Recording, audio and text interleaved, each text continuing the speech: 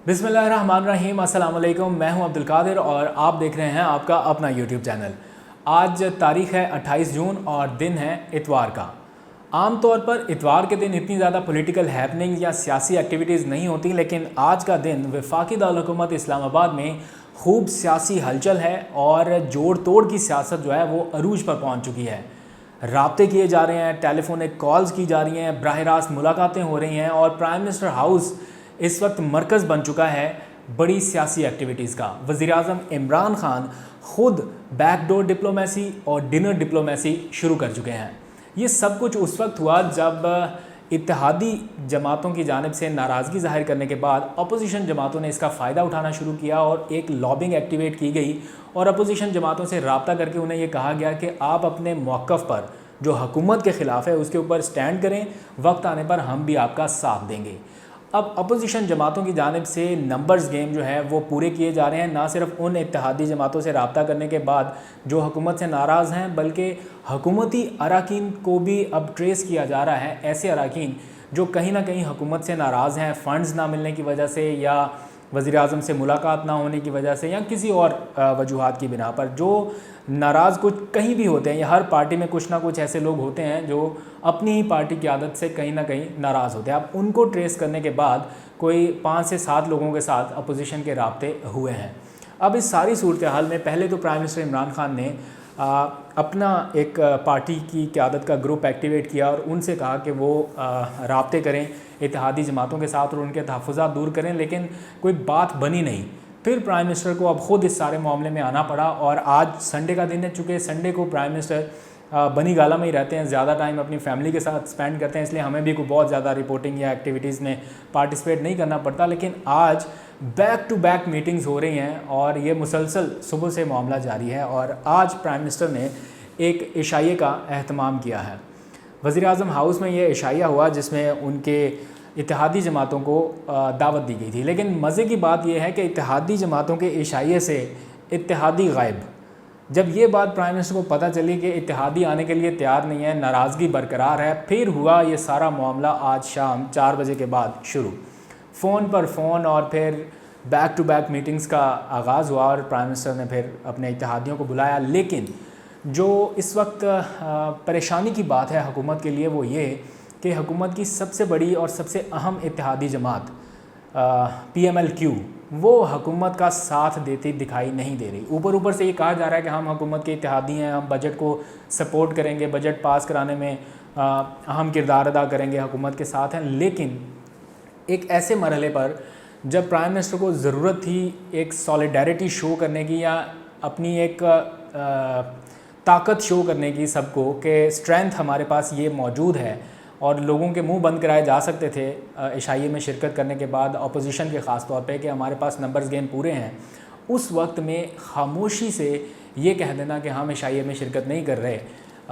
हमारी क़यादत ने कहीं और इशाइये का एहतमाम कर रखा है, ये हुकूमत को बात बहुत खटकी है। बैक टू बैक राब्ते किए गए लेकिन PMLQ की क़यादत इस बात पर आमादा नहीं हुई। इसके बाद फिर जमहूरी वतन पार्टी उन्होंने भी इनकार कर दिया कि जी हमारे मुतालबे नहीं पूरे हो रहे, हम भी नहीं आएंगे इशाइये में शिरकत करने। ये भी एक अलग परेशानी हुकूमत के लिए। उसके बाद BNP मैंगल जिनकी वजह से ये सारा इत्तेहादियों का मामला शुरू हुआ, उनसे रब्ता हुआ, उन्होंने भी कहा जी कि हम तो हुकूमत के इत्तेहादी रहे ही नहीं, इसलिए हमारा जाना बनता ही नहीं है इस इशाइये में, हम नहीं जा रहे। तो ये 3 अहम इत्तेहादी जमातों ने तो सीधा सीधा इनकार कर दिया जी कि हम प्राइम मिनिस्टर हाउस नहीं जाएंगे। शेख रशीद साहब की तबीयत ठीक नहीं थी, वो कोरोना से चूँकि अभी सेहतयाब हुए हैं, तो उन्होंने भी पैगाम भेजा कि वो आराम की घर से नहीं आ सकेंगे। अब आप ये इमेजिन कीजिए कि पूरी गवर्नमेंट जो अपनी स्ट्रेंथ शो करना चाह रही थी एक मौके पर पूरी अपोजिशन को वाजे करने के लिए कि नंबर्स गेम हमारे पास पूरे हैं, और उनके 4 अहम इत्तेहादी उस इशाइये में शरीक ना हों जो बुलाए ही इत्तेहादियों के लिए गया था, तो कितनी परेशानी की बात हो सकती है गवर्नमेंट के लिए। तो खैर इसके ऊपर हंगामी कुछ इजलास हुए, प्राइम मिनिस्टर ऑफिस में मीटिंग्स हुई और उसके बाद फिर मुसलसल राब्ते किए गए और शाहज़ैन बुगटी साहब ने रज़ामंदी ज़ाहिर की कि वो इशाइये में शिरकत करेंगे, लेकिन उससे पहले वो वज़ीर-ए-आज़म से 1-on-1 मुलाकात करेंगे, अपने मुतालबात रखेंगे। अगर प्राइम मिनिस्टर ने उनको एक्सेप्ट किया तो फिर वो इशाइये में शरीक होंगे और उनकी मुलाकात हो भी गई। اب جو دوسرے اتحادی گروپ ہے جو حکومت کے ساتھ بالکل کھڑا ہے اس ٹائم، اس میں ایم کیو ایم ہے، اس کا بھی خیر پتہ تو نہیں چلتا، لیکن اس وقت وہ حکومت کے ساتھ ہیں۔ پھر بلوچستان عوامی پارٹی کے جو ارکان ہیں انہوں نے آج عشائیے میں شرکت کی، جی ڈی اے کے لوگ ہیں، اور جمہوری وطن پارٹی کے شاہ زین بگٹی پہنچ گئے، اور پی ٹی آئی کے تو لوگ تھے ہی تھے۔ تو اس طرح سے یہ ساری عشائیے کی ایک تقریب ہوئی۔ لیکن حکومت کے لیے جو اس سے بھی زیادہ پریشانی کی بات ہے وہ یہ کہ پی ٹی آئی میں ایک اپنا ناراض اراکین کا گروپ آہستہ آہستہ پینیٹریٹ کر رہا ہے۔ یہ ابھی پی ٹی آئی کی قیادت کو شاید اس طرح سے محسوس نہ ہو رہا ہو، لیکن یہ ہے پی ٹی آئی میں ایک گروپ ہے، خاص طور پر راجہ ریاض صاحب وہ پارٹی سے ناراض ہیں، کئی معاملات پر ناراض ہیں، اور ان کے ساتھ 1 2 3 4 اور لوگ بھی ہیں جو پارٹی سے اس وقت ناراض ہیں، اور شاید وہ عشائیے میں بھی انہوں نے شرکت نہیں کی ہے، اور انہوں نے پارٹی کو پیغام بھیج دیا تھا کہ ہم نہیں آئیں گے۔ پرویز خٹک صاحب کو پھر یہ ٹاسک دیا گیا کہ وہ اپنے ارکان کو منائیں، اور ان کو تو کم از کم بتایا جائے کہ اس معاملے پر یہ سارا سلسلہ شروع نہ کیا جائے، لیکن ان کا اصرار ہے کہ وہ پہلے پرائم منسٹر سے ملاقات کریں گے، اور ان کی ملاقات کا اہتمام بھی ہوگا۔ انہیں بھی پیغام دیا گیا ہے کہ آپ کی وزیر اعظم سے جلد ملاقات کرائیں گے۔ لیکن اس سارے معاملے میں ریٹ جو ہیں وہ ہائی ہوتے دکھائی دے رہے ہیں، نخرے، اور جو ہے نا جس نے نہیں بھی ناراض ہونا تھا اس معاملے پہ وہ بھی بتا رہا ہے کہ جی میری بھی ناراضگی ہے۔ تو اس طرح کی ایک کریٹیکل کنڈیشن بنی ہوئی ہے جہاں پر حکومت کے لیے ہر دن ایک نیا چیلنج ہے، اور اوپر سے اپوزیشن جماعتیں، ادھر سے زرداری صاحب فون کرتے ہیں مینگل صاحب کو، ادھر سے جناب شاہ زین بگٹی کو فون چلا جاتا ہے، ادھر سے شہباز شریف شروع ہوتے ہیں بالکل آپ نے ٹھیک کیا ہم آپ کے ساتھ ہیں۔ تو یہ سارا ایک بلیک میلنگ کا سلسلہ شروع ہو چکا ہے، جہاں پر بہت سارے مافیاز ہیں نا جن کے ساتھ اس وقت پرائم منسٹر کا مقابلہ ہے، اسی طرح ایک سیاسی مافیا بھی ہے، اب اس کے ساتھ بھی مقابلہ شروع ہو گیا ہے۔ تو یہ جو ڈنر ڈپلومیسی شروع کی گئی ہے پرائم منسٹر کی جانب سے، یہ اسی لیے ہے، اور آج جتنی بھی ملاقاتیں ہوئی ہیں سب اتحادیوں کو آج بلایا پرائم منسٹر نے کہا آج کوئی اور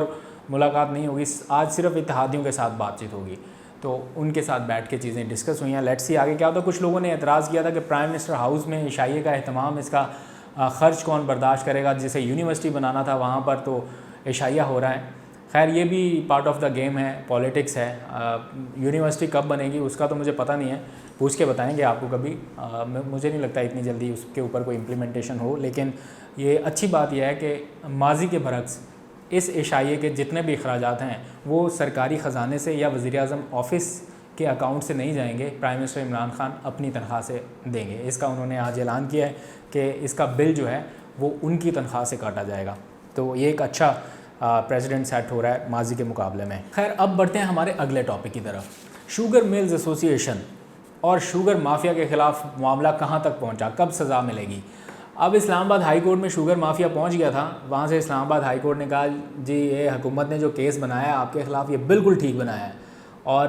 آپ واپس جائیں متعلقہ فورم پر، اور حکومت سے انہوں نے کہا کہ آپ ان کے خلاف کارروائی کر سکتے ہیں، ہمیں کوئی اعتراض نہیں ہے۔ یہ اسلام آباد ہائی کورٹ نے کہا۔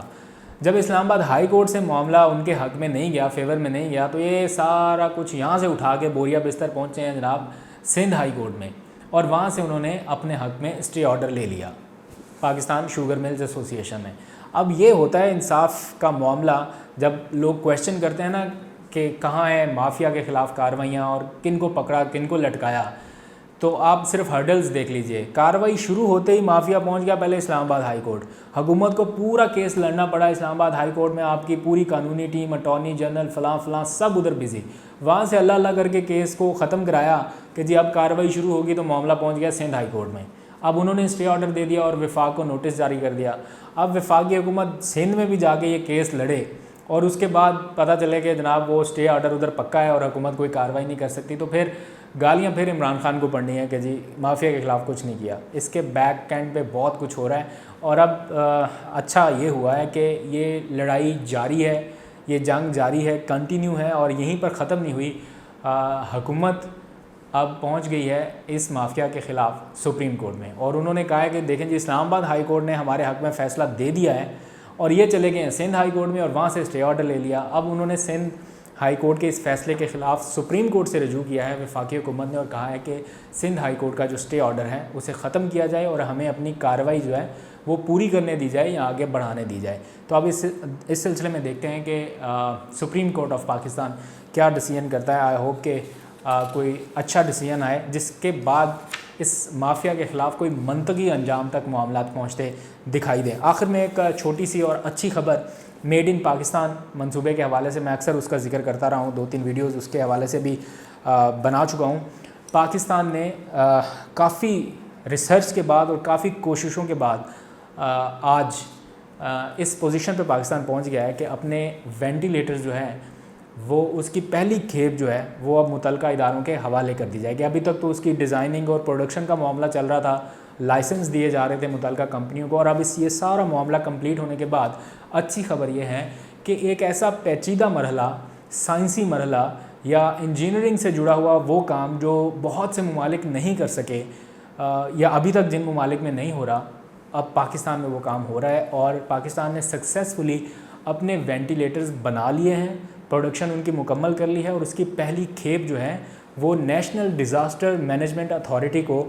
آئندہ ہفتے دے دی جائے گی، ان کے حوالے کر دی جائے گی۔ آج فواد چودھری صاحب نے اپنی ٹویٹ میں بھی بتایا، ویڈیو پیغام بھی جاری کیا اور میری ان سے بات بھی ہوئی اور میں نے ان سے ریکویسٹ کی ہے کہ آپ ہمیں ایکسیس دیں اس جگہ کا جہاں پر یہ وینٹیلیٹرز بنتے ہیں، تاکہ میں کوئی ایک آدھ ویڈیو ریکارڈ کر سکوں وہاں پر اور آپ کو دکھاؤں کہ کہاں پر وینٹیلیٹرز کی تیاری کا کام جاری ہے اور کس طرح سے پاکستان کے انجینئر، سائنسدان پوری محنت اور ایمانداری کے ساتھ یہ چیزیں بنانے میں لگے ہوئے ہیں۔ تو انہوں نے ایک خوشخبری اور بھی دی ہے کہ پاکستان نہ صرف اپنی ضروریات یہ پوری کر سکے گا بلکہ اس کو انٹرنیشنل مارکیٹ میں ایکسپورٹ بھی کر دیا جائے گا۔ تو یہ ایک بہت ہی اچھی اور حوصلہ افزا خبر ہے۔ میں آپ کو کوشش کروں گا 1-2 دنوں میں وہاں کے ویژولز دکھاؤں جہاں پر یہ پروڈکشن ہو رہی ہے اس ٹائم، اور میرا خیال ہے وہ پرائم منسٹر عمران خان سے بھی رابطہ کر رہے ہیں کہ پرائم منسٹر کوئی وقت دیں ان کو، تاکہ پرائم منسٹر خود میڈ ان پاکستان یا بی پاکستانی بائی پاکستانی کا ایک جو فارمیٹ ہے اس کو آپ کے سامنے رکھ سکیں کہ یہ پاکستان کا کارنامہ ہے۔ اتنے گھٹن کے ماحول میں کچھ اچھی خبروں کا آنا بھی حوصلہ افزا بات ہے۔ اپنا بہت سا خیال رکھیے گا۔ اب تک کے لیے اتنا ہی، اجازت دیجیے، اللہ حافظ۔